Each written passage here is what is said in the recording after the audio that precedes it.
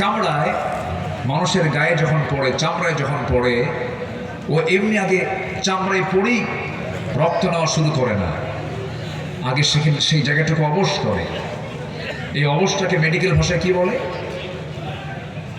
হ্যাঁ, এনেস্থেশিয়া। হ্যাঁ, আমি একটু চেক করলাম যেখানে ডাক্তাররা হয়তো থাকতে পারেন।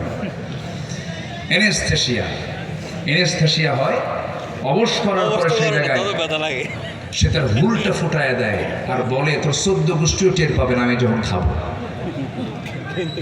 সেখান থেকে উঠালো, পরিমাণ মতো যদি খায় তেমন সমস্যা হয় না, কিন্তু কিছু মশা আছে পরিমাণ ছাড়া খায়, পাখাও কাজ করে না, উঠতেও পারে না। এই 16 বছর যারা ক্ষমতায় ছিল হিসাব ছাড়া ওই মশাগুলোর মতো খাইছে। আসতে পারবেন না, ঠিক কিনা? হিসাব ছাড়া খেয়েছে, এই জন্য আর উঠতে পারে না। শেষমেশ অকেজ হেলিকপ্টারে কইরা, কি হেলিকপ্টার কোন অকেজ হেলিকপ্টার কইরা যেতে নিয়েছিল, যেতে চাচ্ছিল, কিন্তু অপেক্ষা করছিল দরবেশের জন্য,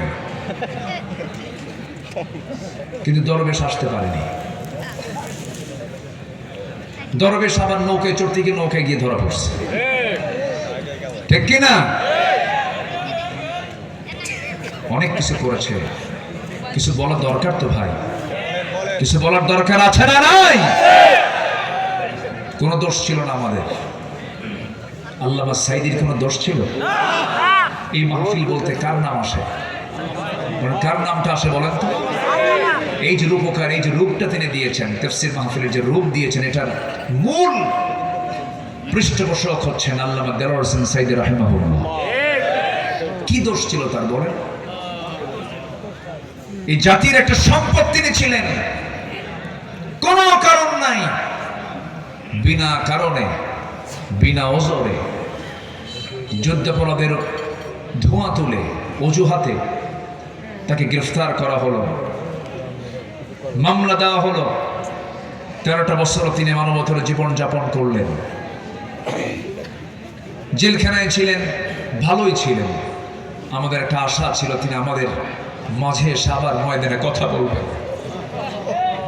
13 আগস্ট 2023 সালের 13 আগস্টে চিকিৎসার নাম করে কাশিমপুর জেলখানা থেকে চিকিৎসার নাম করে তাকে তুলে এনে হসপিটালে ভর্তি করে হিন্দুস্তানের প্রেসক্রিপশনে তাকে ইনজেকশন পুশ করে পয়জনিং করে তাকে হত্যা করা হয়েছে। তাফসীর মাহফিলের এই প্ল্যাটফর্ম থেকে আমরা সুস্পষ্ট ভাষায় জানান দিতে চাই, অবিলম্বে জাতির এই সম্পদ আল্লামা সাইদির খুনের সঙ্গে যারা জড়িত, অবিলম্বে তাদেরকে গ্রেফতার করা হোক, চূড়ান্ত শাস্তি নিশ্চিত করা হোক। রাজি আছেন কারা কারা? হাত